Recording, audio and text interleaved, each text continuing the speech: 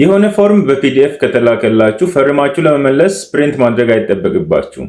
በቀላሉ እንዴት አድርጋችሁ እዛው ፒዲኤፍ ላይ መፈረም እንደምትችሉ አሁን አሳያችኋለሁ። ከዚህ በፊት የማታውቁት ከሆነ ፎሎ ታደርጉኛላችሁ። ፒዲኤፋችሁን ከከፈታችሁ በኋላ እዚህ ጋር የፊርማ ምልክት ታገኛላችሁ። እሱ ላይ ክሊክ ታደርጋላችሁ። ዘን ከዚህ በፊት ፈርማችሁ የምታውቁ ከሆነ እዚሁ ፒዲኤፍ ላይ በዚህ መልኩ ይቀመጥላችኋል። ራሱን መጠቀም ትችላላችሁ። አዲስ ከሆናችሁ ግን ይሄ ስለማይኖር እንደ አዲስ አስገብቼ ያሳያችኋለሁ። አድ ሲግኔቸር የሚለው ላይ ክሊክ ታደርጋላችሁ።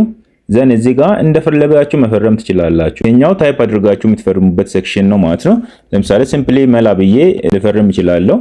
ኦር ደግሞ እዚህ ጋር ድሮ የሚለው ላይ ክሊክ ማድረግ ትችላላችሁ።